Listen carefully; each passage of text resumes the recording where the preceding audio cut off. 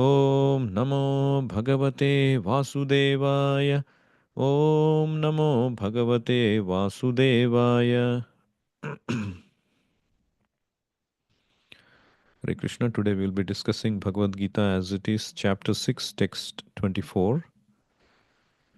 Sanischayena yoktavyo yogo anirvinna chetasa sankalpa prabhavan kamans tyaktva sarvan aseshataha manasaivendriyagramam viniyamya samantataha.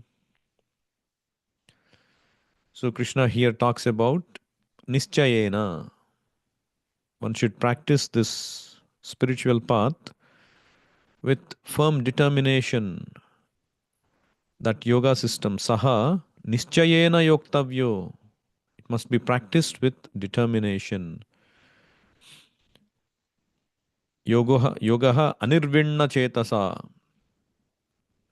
and one should be anirvinna chetasa. Our mind should not be deviated. And what about those material desires? Sankalpa, they are born of Prabhavan Kaman. They are born of sense gratificatory attitude. And one should tyaktva, one should give up sarvan aseshataha. All of that one should give up. Manasaivendriyagramam viniyamya. The mind should be controlled from the senses. Indriyagramam viniyamya samantataha.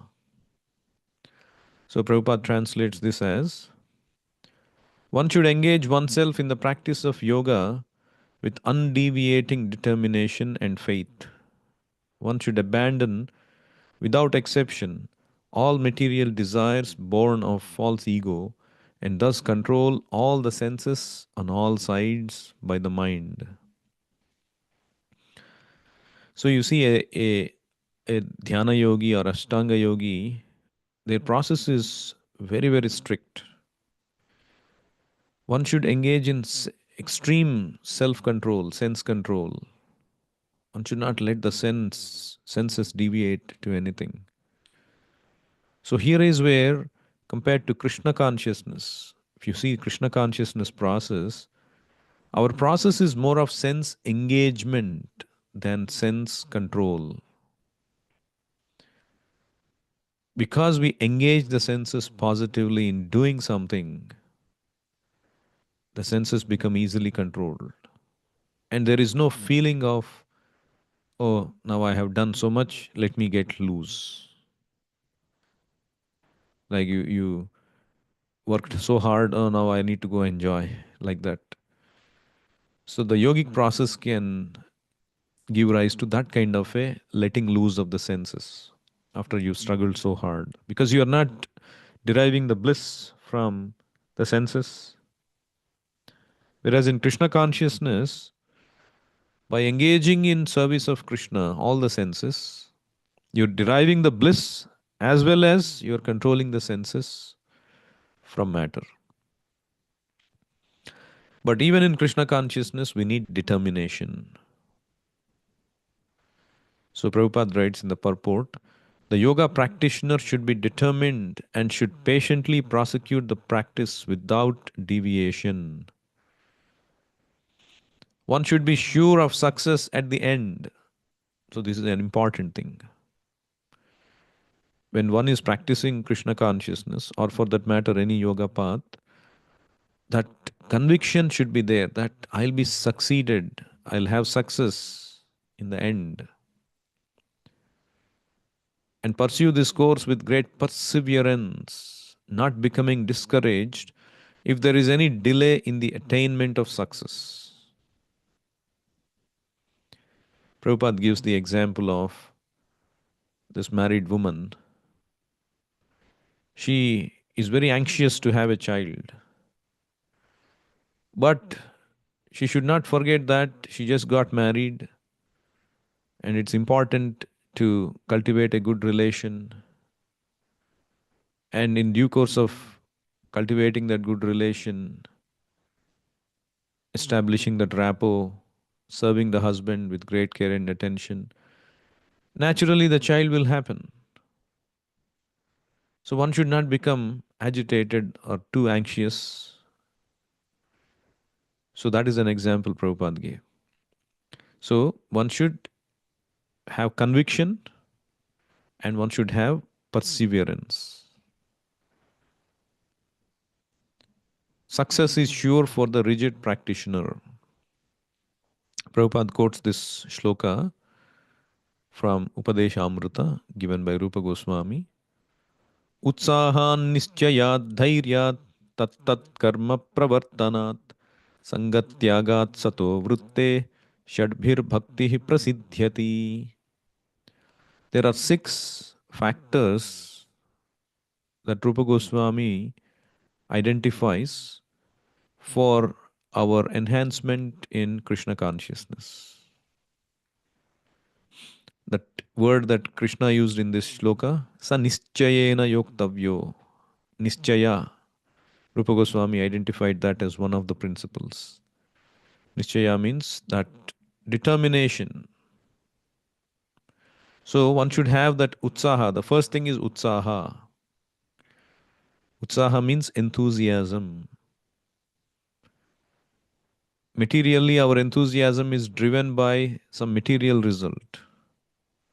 Spiritually, our enthusiasm is should be driven by our ability to follow the vows. Oh yeah, today I have progressed so much. Today I was able to chant these many rounds. I attended Mangalarati. I read. Oh, I kept all my vows. Wonderful. I made progress. Even though you may not see how much you are making progress. So this process is not like 0 and 1. Suddenly you go to 1. Like if you have, any of you have learned music instruments, you'll know this. Like when I was learning guitar, we were going to, in Bangalore, we were going to the teacher, music teacher. So we were working software job, and at the end of the day we would go for the class. And then he would tell us how to hold these strings, and it would pain a lot, and he would force us to press it so hard, and sometimes even the scratches, and we wouldn't be able to hold until the tips become so hard, and the sound was terrible. We wouldn't know how to hit the strings, and it went on for several days because we didn't get time to practice even. But somehow we hung on, and we kept on strumming and playing. It sounded horrible, horrible, horrible. It sounded average. And then one fine day, we felt, oh, it's sounding good, at least, bearable.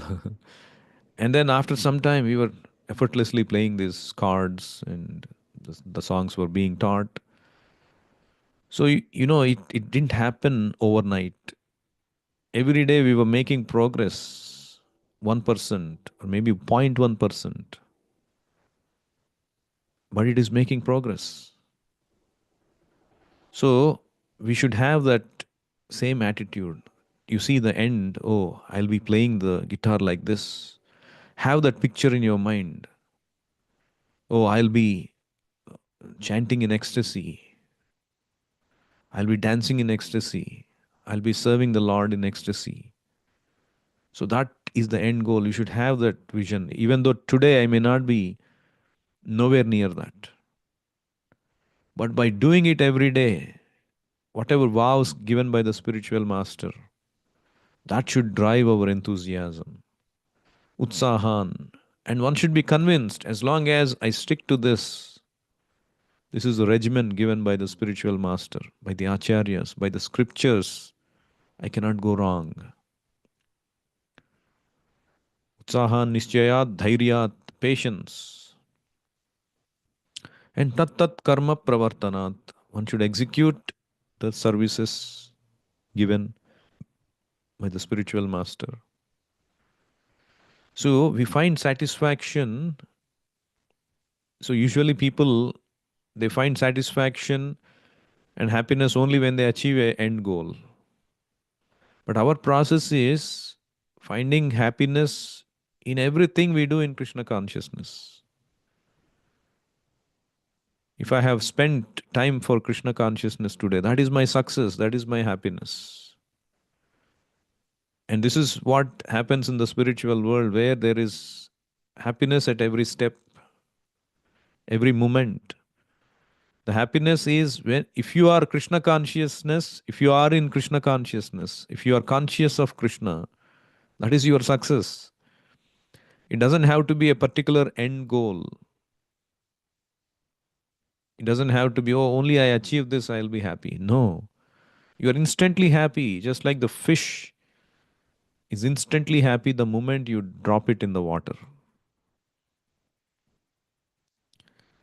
So, everything that we are given, assigned, every service we do, every activity we do, in consciousness of Krishna, we should derive that happiness. We should adopt that mentality. Why we say chant and be happy? So, you should take the happiness from chanting. Not that by doing Krishna consciousness you are going to achieve some end state, only then you become happy. So, tat tat karma pravartanat, every activity we do, we should find happiness. And it's not like artificial imposition. Naturally, we'll be happy if you become conscious of Krishna. But if we become conscious of Maya, matter, then naturally we'll be morose. This is the test. Why we become morose? Because we are not conscious of Krishna.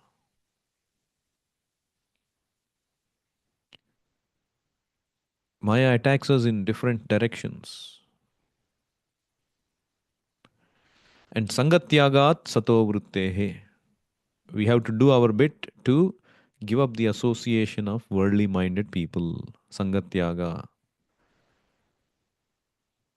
Whatever Sangha, material Sangha that we are having, it need not be a particular set of people. It can be even an app on the mobile phone. Anything which you become associated, which is taking you away from Krishna consciousness, you will see a drastic difference if you stop that. Say, for example, today you are addicted to one particular app, TikTok or something. I'm just throwing an example. So you see for yourself, your consciousness would change so much if you stop doing that. Just see for 1 week. You will make so much progress. Of course, you should have an alternate engagement. Instead of doing that, I'll do this every day. I'll learn a shloka, or I'll read from this particular pastime or this set of verses, this book. So this is called determination. Nischaya, that's what Krishna is saying here. Unless you take that determination, we cannot progress in spiritual life. So Prabhupada gives the nice example, the story of this sparrow. So the sparrow lost its legs in the waves of the ocean. And the sparrow became very upset and asked the ocean to return her eggs. Though the ocean did not even consider. So the sparrow, you can imagine how tiny in comparison to the ocean it is. But it decided to dry up the ocean. So she began to pick out the water in her small beak and try to empty the ocean. And everybody laughed at her for the impossible determination. But then that news spread to Garuda, and he came becoming compassionate towards this sister bird.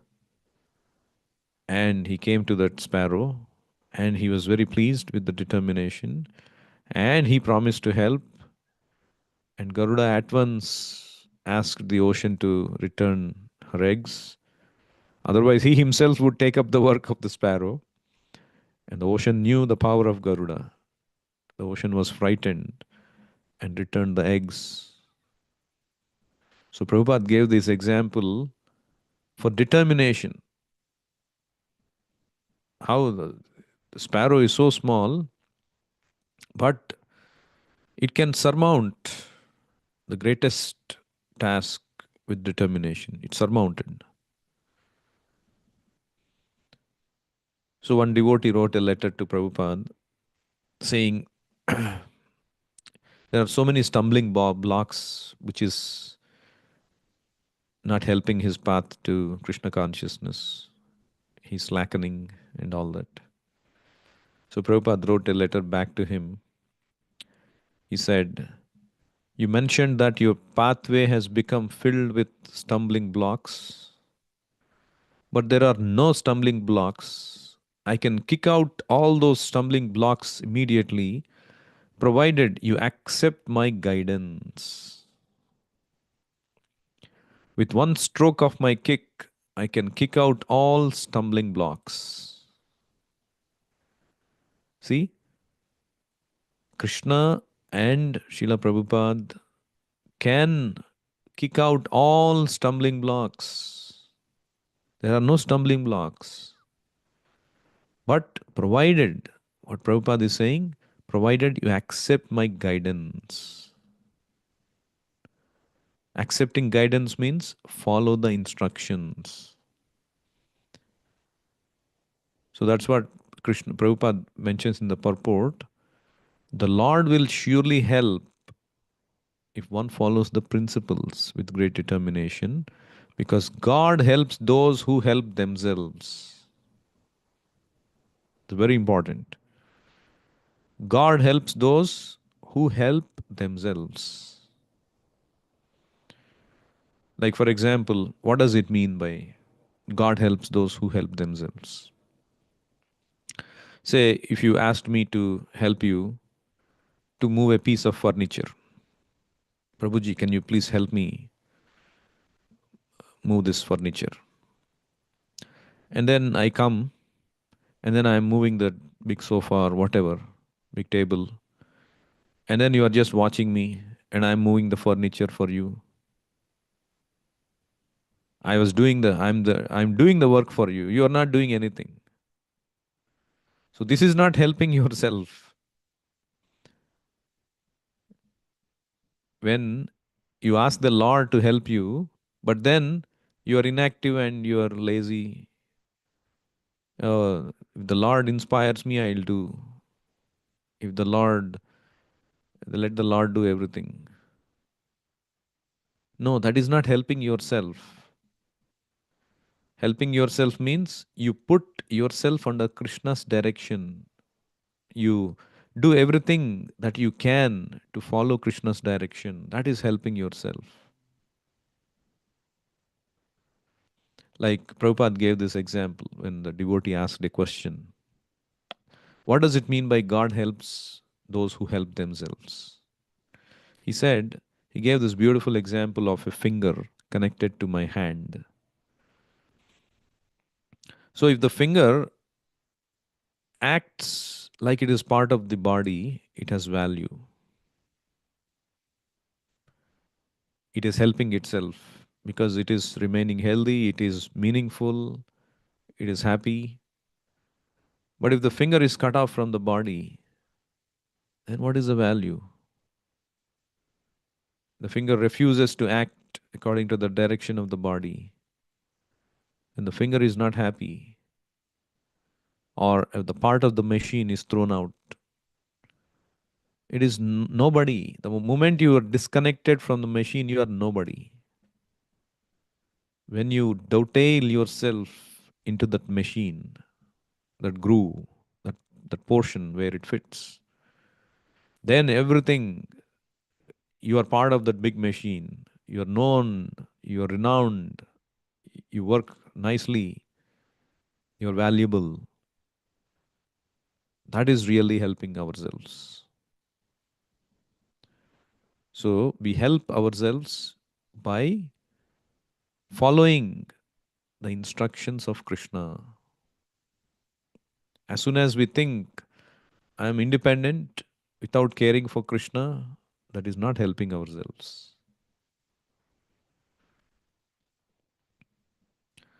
So, and there is one article one devotee wrote in, and I think they published in Back to Godhead magazine. So they wrote, the article was, no one can help you like you can. So sometimes we seek, oh, I need help. But the actual fact is, no one can help you like you can. So, I mean, this again came from a conversation a devotee had with Prabhupada.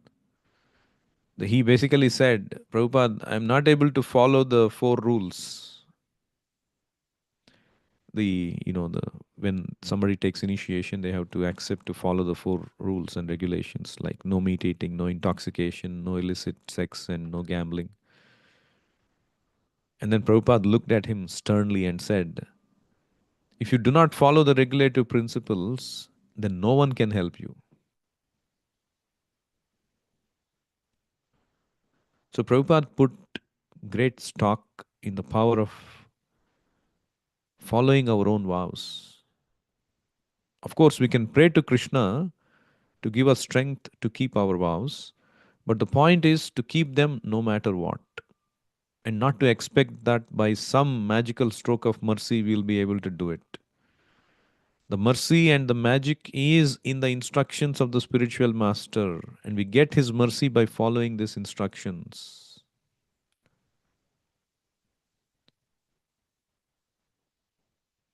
So it is like I borrow money from you, and I said, I'll pay you back monthly. But then I stop paying you and I call you and ask, oh, how can I be more determined to pay you back? How can I get the strength to pay you back? If somebody said that to you would reply exactly as Prabhupada did. See, you promised to pay me back. A gentleman keeps his promise. Why did you promise if you did not plan to pay me back? What is this thing called? Oh, I need your help. I need determination. I need your mercy to pay you back. So Krishna says in Bhagavad Gita, Dhritya yaya dharayate manah pranendriya kriyaha yogena vyabhicharinya dhritihi sapardha satviki. The determination, one is motivated to practice the vows that he has taken. Whereas in ignorance, determination in ignorance is yaya swapnam bhayam shokam vishadam madamevacha na vimunchati durmedha dhritihi sapardha tamasi. That determination which cannot go beyond dreaming, fearfulness, lamentation, moroseness, and illusion, that is in mode of darkness.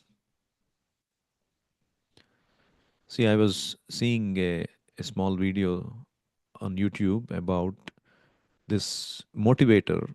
He happens to be from a Christian background. So he was recounting in his earlier days when he joined a job. So it was a consulting company and a very pushy company. So one time his manager came to him, and he asked, "Hey, we have this deliverable next week. We need to give it to on Monday, and I like you to come to office on Sunday, and we'll work on it and give to them the presentation on Monday." And then he told his superior, "Hey, actually, I made a commitment to go to church. There is a big program, and I already made the commitment, and so I cannot avoid that. Sorry about that. And then that man became upset. What do you mean? This is a very important presentation. Can't you just skip 1 week? He said, no, I made a commitment that every Sunday I'll attend this church. So unfortunately, I'm not able to give up that commitment.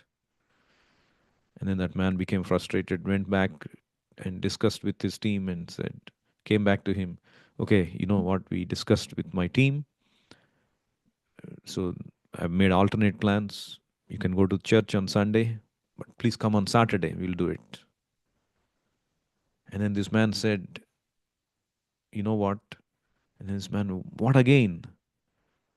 I made a promise to my wife that I will spend, come what may, because I'm busy at work. Every Saturday, I said, once in every week on Saturdays, I'll spend time with you. So I cannot break that. And that man became even more frustrated. This is a very important presentation. You cannot skip 1 week, one Saturday. Said, unfortunately, that's a promise I made. I'm unable to give it up. And he stood firm with his vow. And then he went back again, frustrated. And then he came back again. And then he said, hey, by chance, you happen to work on Fridays? He said. And then he said, yes, of course. Okay, let's do it on Friday. And then they finished the presentation. So he was saying that it is actually easier to keep our vows 100% of the time than 99% of the time. 99% is a problem, but 100% is a breeze. That means if you are committed 100%, if you are not committed 100%, even 1% doubt about following your vow leaves you open to not committing it. See, for example, the Acharyas explain, Prabhupada explains, Vishwanath Chakravarti Thakur explains that when you make a commitment to fast on Ekadashi, for example, you can fast without much difficulty. That's because you have not allowed yourself a way out of it. But if you leave yourself open to a slight possibility that you won't fast, then you will make it very difficult for yourself to keep that fasting.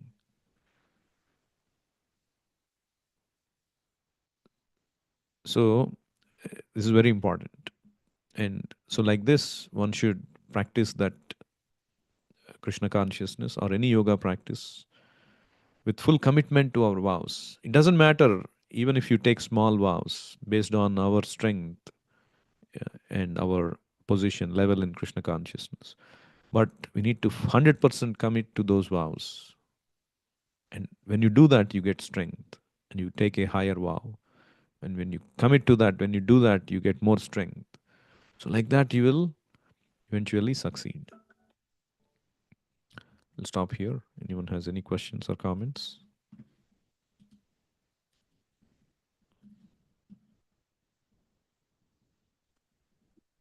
Hare Krishna Prabhuji, Sadhu Pranam. Hare Krishna. Glorious to Srila Prabhupada.